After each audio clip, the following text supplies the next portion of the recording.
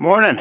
We're out here gonna look at fixing the Telelect bucket truck mounted on an 83-84 C70, and if I think I understand how it works, then I believe I can fix it.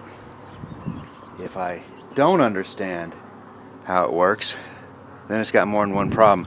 I do apologize if I don't get things centered quite correctly. Screen on this camera has gone white. I'm just happy it's not stuck in like time-lapse mode or something. Okay, so I have this handle here, which was jimmy rigged in the halfway position when I got the truck. If I understand it correctly, when the handle is down, these bucket controls are dead. When the handle is up, these bucket controls are live. Right now, you can see the hose clamp, they're just defeated on. I'm thinking that the reason the bucket swing doesn't function right now is because it only is live when the handle is released.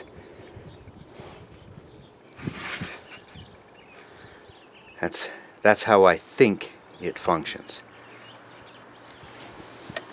Because all these controls are currently dead, and they're not electric. Like these here are electric, so they would activate solenoids down at the bottom, and none of them work. But those are valves, and those valves should work just fine. So that's really what I think is going on. And so I need to stand the boom up as far over as it'll be, and then pull these pins, flop down the bucket so that I can get into there, so that I can work on fixing those controls. I have a new wire. It's part of a motorcycle throttle cable, and I'm just hoping that there'd be a way that I can sort of Jimmy Jerry rig something that'll allow it to work. Yeah, see, your wire would pass through that hole right there. What we have hose clamped on normally drops down, and so when you pull this, it lifts up on that down there. And again, my hope is that I can then get this working. As to why I need it working, well, one, it's tipped at an odd angle, makes it quite difficult in some circumstances, and two, it puts a crap ton of strain on the lines, and we've already had one blow. You see that lovely greasy mess right there? That is because I was up there and all the way extended, of course I was, and the main feed line feeding the bucket controls ripped free, and it pumped about 8 gallons of hydraulic oil, and it hit my scaffolding planks, bounced and sprayed up against my windows. Awesome all the way around. So we have that line repaired, but I certainly don't want to be ripping the next lines free. And like I said, for whatever reason, when that bucket is keeled all the way over like that, it's just putting a lot of strain on all those hoses. And I just want to undo that. So that's my goal for today. And then after that, I don't know, we'll do something else intelligent. Alright, this is what we're looking at in here.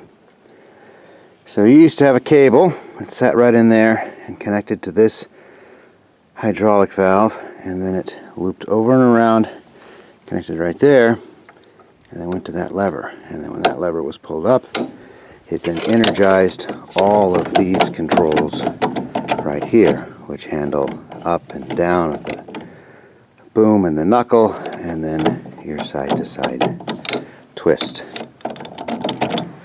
Anyways, what I've got is this right here. So I've got a motorcycle throttle cable,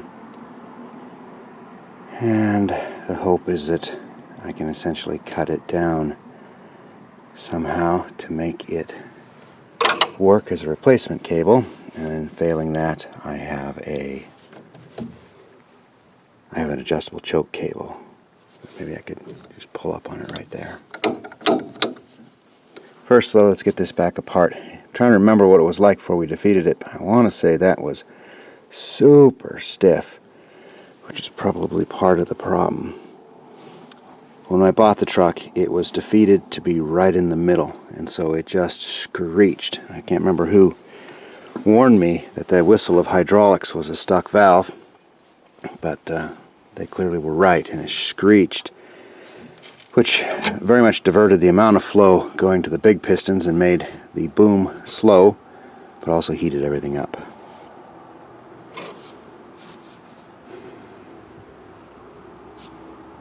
Okay. I believe that's main feed port in right there. And then it manifolds out to whatever power tool, and that would be the return. Father-in-law has tracked down a hydraulic jackhammer for me, and I think that this might be the most logical tool to actually connect that hydraulic jackhammer to. Thoughts for a different day. Anyways, let's see if we can get this apart. Alright, here's my plan. So I dabbed a little solder on there to keep the ends together, and I've pulled it out of its cord.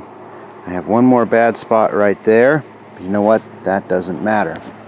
I can't use this full length because that'll mean putting a loop in it, and while the cable doesn't care, it'll collect water at the bottom, it'll rust, it'll fail in a very short amount of time.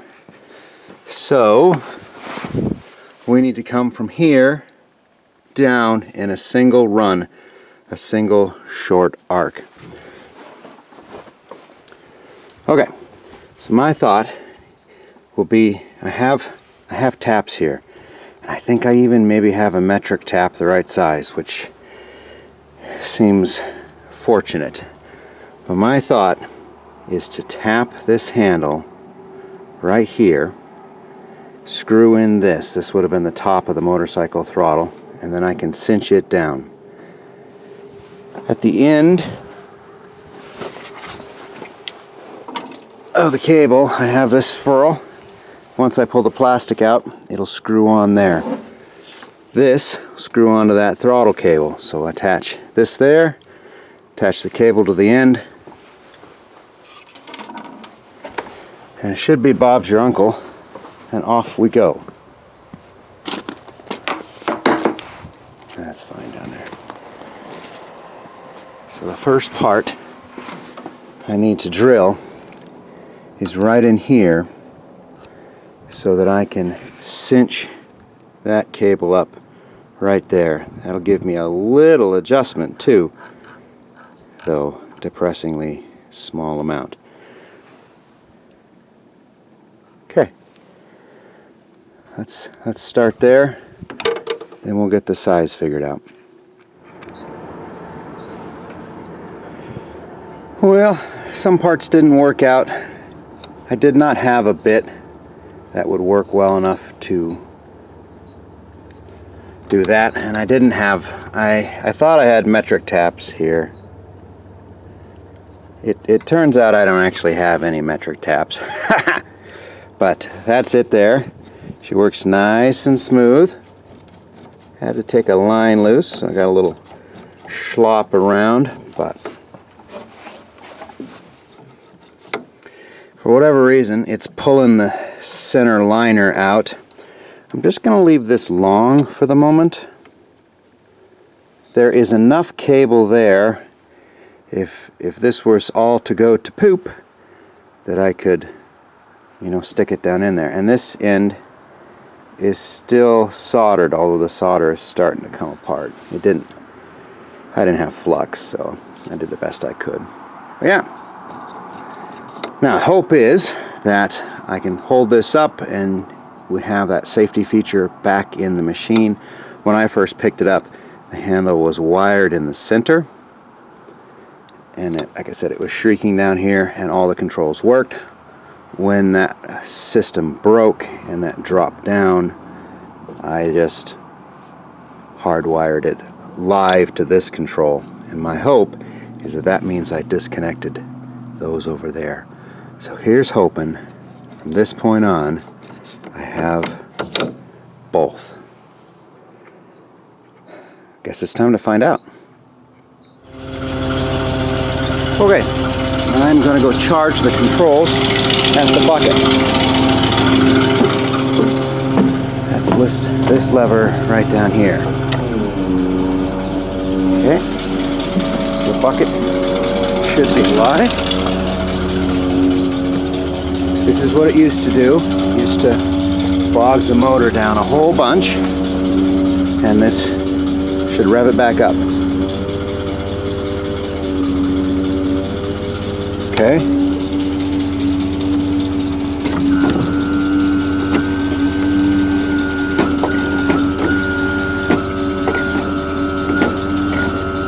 Oh, you know, it'd be awesome if you disconnected the ratchet strap.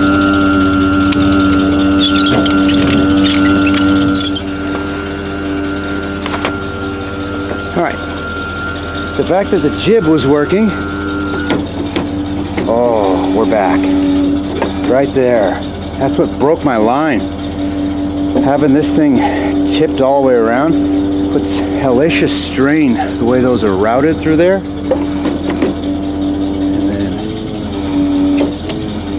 oh, nice. I just broke my zip tie.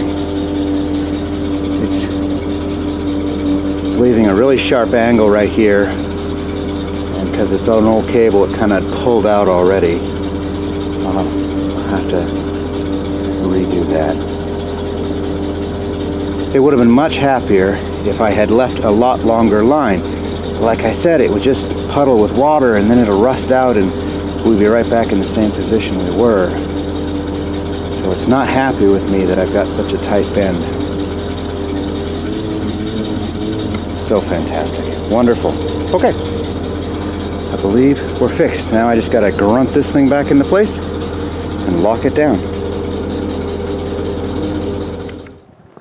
Well, she ran, she moved. Got another window in. It's a lot harder by yourself. One super weird thing, not entirely sure, I don't think it's related. For whatever reason, this one rear leg, which is that one, would not come back up until I unclipped the upper bucket controls. All the rest of them came up. It always used to come up. It's never done that before, but this time it would not come up. So I don't know. Could still be air in the lines from when I blew them, I guess. We'll have to find out. It's up, and I guess that's good enough for me. Got this big beastie out. I'll get it stuffed in the side boxes, but yeah, one more window in.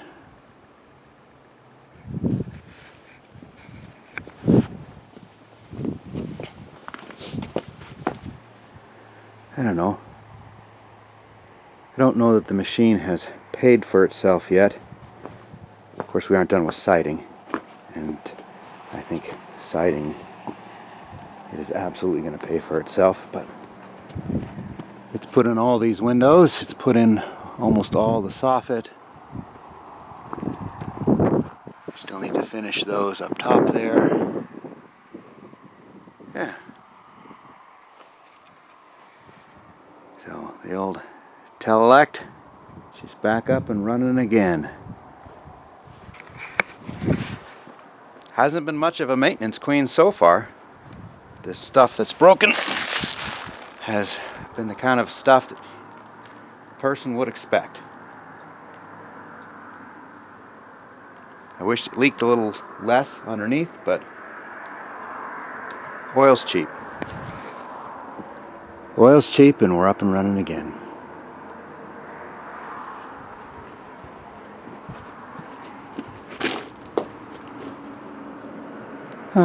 Cool beans.